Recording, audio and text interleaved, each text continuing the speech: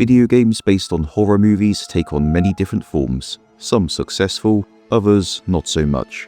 While we have seen some of the most iconic horror films be adapted into licensed games throughout the years, there are still several popular ones that have yet to receive the same treatment and have untapped potential due to their unique concepts and ideas, and I will explain why.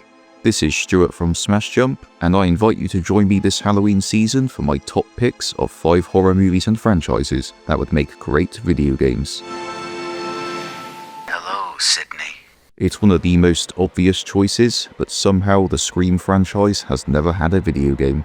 The Ghostface Killers have crossed over into other video games, sure, but I think they are long overdue for their own starring game title. Released in 1996, the first Scream film was a very self-aware slasher with meta-commentary throughout. The film and its characters reference and call out the most common horror movie tropes and clichés from real-world films, as this film in particular starts to hit all the same beats. What's the point? They're all the same. Some stupid killer stalking some big-breasted girl who can't act, who's always running up the stairs when she should be going out the front door. It's insulting. The later Scream films continued this highly entertaining approach while also calling out the tropes of trilogies, long-awaited sequels, and reboots. The films largely achieve this with the Stab film franchise, their own in-universe version of the real-life Scream franchise. A Scream video game could take a similar approach but make the subject of its mockery the horror game genre.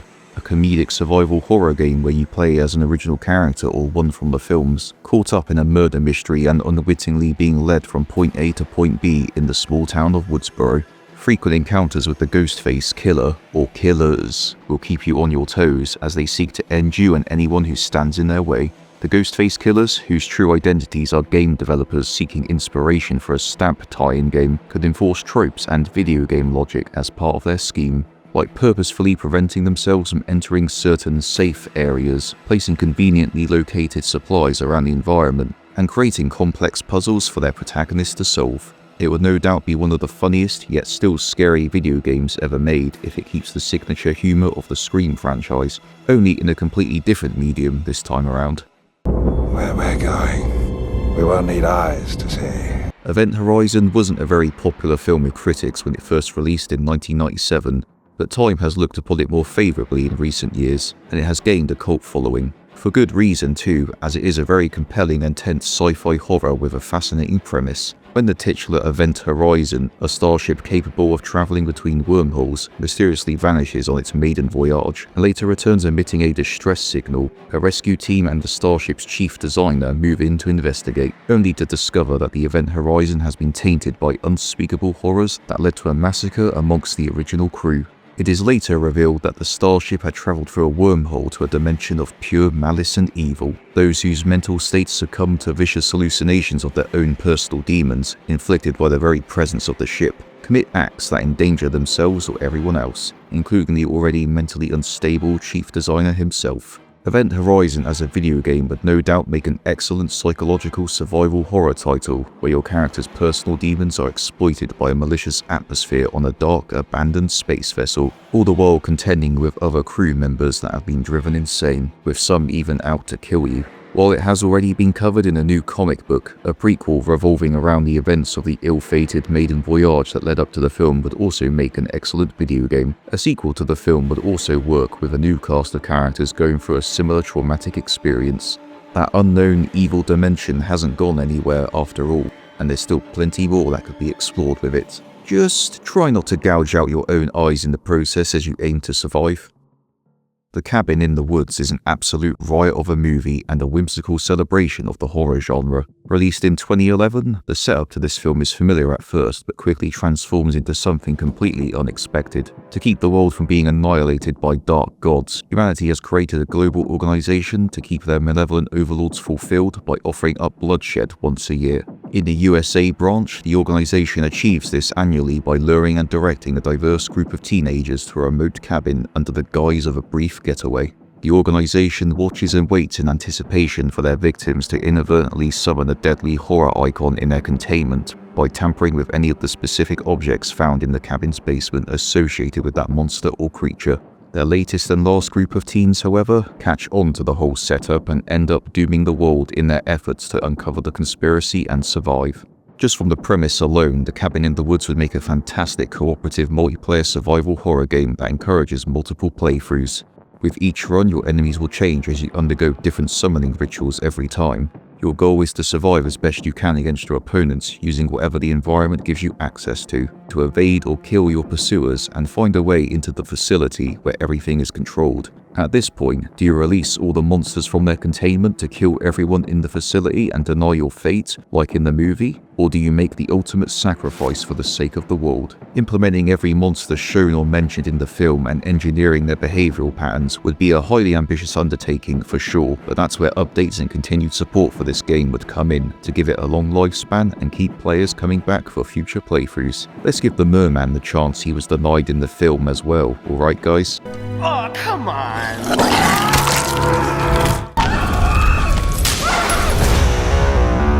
Let's address the elephant in the room. Yes, there is already a Terrifier video game, but, and I mean no disrespect to it at all, it's not what most people had in mind for a game based on this series.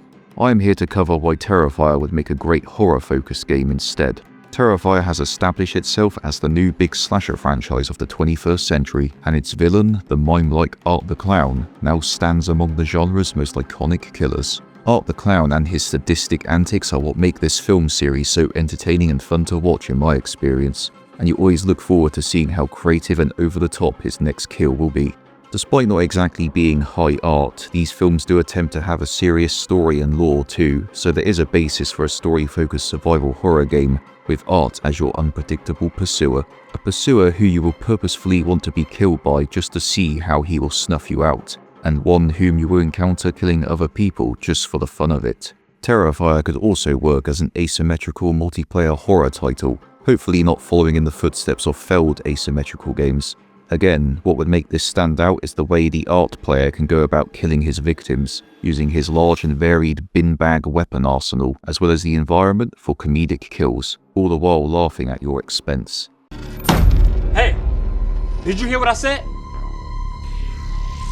The last film on this list only came out a few months ago in 2025 at the time of this video, and yet it already has potential to be expanded upon in video game form. Please be advised that there will be spoilers on this film if you haven't seen it yet.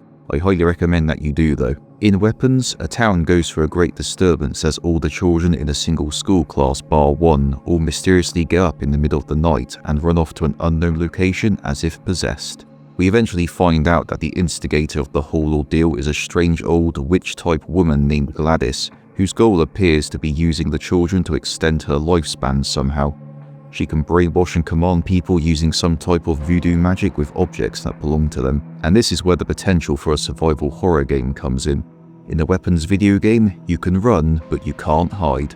Anyone Gladys controls can be sent to kill you, and they always know your exact location no matter the distance. They will single-mindedly run to your location and attempt to rip you apart. The only thing that can stop them, sadly, is death. This idea already creates a frightening gameplay element as you are never safe, cannot use stealth, and have no means of avoiding combat with people out for your blood. There is a lot left unsaid about Gladys's history in the film, but she has more than likely been in similar instances before for her motives. The story of a video game adaptation would most certainly be a prequel set in a different town from the film, following a strange case of a large group of people going missing. Your protagonist, knowing too much about Gladys's plot, is deemed a threat by her that she aims to silence, just like Justine in the film. Are there any horror films you'd like to see get the video game treatment that haven't been made already or done the justice they deserve? Let us know in the comments, and stay up to date with Smash Jump for more written and video content. Thank you so much for watching. Happy Halloween!